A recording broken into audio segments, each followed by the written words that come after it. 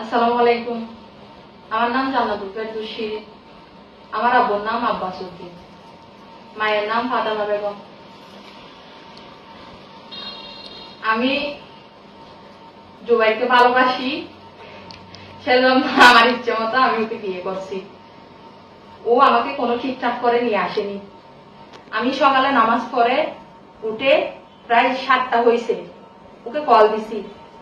ওকে call দেওয়ার পর ও receive করছে। আমি বলতেছি তুমি কোথায়? ও বলতেছে আমি তো ঘুমে। আমি বলতেছি আমি আসতেছি। ও বলতেছে তুমি কি জন্য আসতেছ?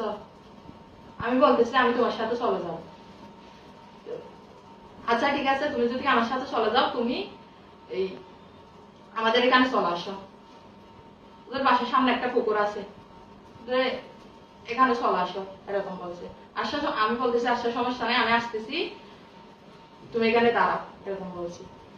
তারপর আমি ওখানে চলে গেছি। সকালে 7টা হয়েছে। চলে যাওয়ার পর এখানে আমি দাঁড়িয়ে থাকছি। দাঁড়িয়ে থাকার পর ও কিছুক্ষণ পর আসছে। আসার পর আমি ওকে নিয়ে ওদের বাসায় চলে যাই। ওদের বাসায় চলে যাওয়ার পর এখানে আমরা কিছুক্ষণ বসছিলাম, নাস্তা করছি। নাস্তা করার পরে গাড়ি আনছি। গাড়ি এনে এখান থেকে চিটাগং চলে আসছি। কিন্তু আমার বয়স, আমার আব্বু বলতেছে আমার বয়স নাকি 14 বছর। আমার বয়স তো 14 বছর না, আমার বয়স 19 বছর 6 মাস হয়েছে। আমার জন্ম নিবন্ধন তোলা হয়নি। তোলা না হলেও কিন্তু আপনারা আমি মাদ্রাসায় পড়ছি, মাদ্রাসায় ওখানে খুঁজে দেখলে আমার পেয়ে যাবেন বয়স কত হয়েছে। এখন আমরা স্বামী স্ত্রী হয়ে গেছি। ওকে বলছি আমাকে যত টাকা কামিন দিতে বল, আমি বলছি অতটুকু দিছে। আর ও আসার সময় আমার জন্য স্বর্ণ নিয়ে আসছে 5 ভরি। ওটাই নিয়ে আমি খুশি। আপনারা এরকম করিয়েন না। আমার বোঝার মতো আমার সবকিছু হয়েছে। আমি ইচ্ছাকৃত ভাবে ওকে বিয়ে করছি।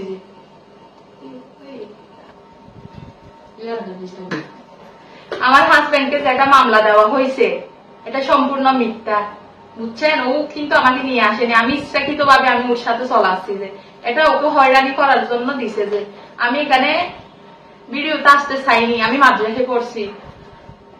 আমার আব্বু আমার ছবি শুদ্ধ নিয়ে, আমার ফ্যামিলির লোক আর কি, ওরা সবাই আমার ছবি শুদ্ধ দিয়ে মানে ফেসবুকে ছাড়ছে আমি নাকি কিডন্যাপ হয়েছি, এরকম বলে।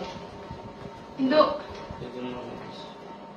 এই জন্য আমি, আমার হাজবেন্ড কষ্ট পাচ্ছে, সেজন্য আমি ভিডিওতে আসতে হয়েছে।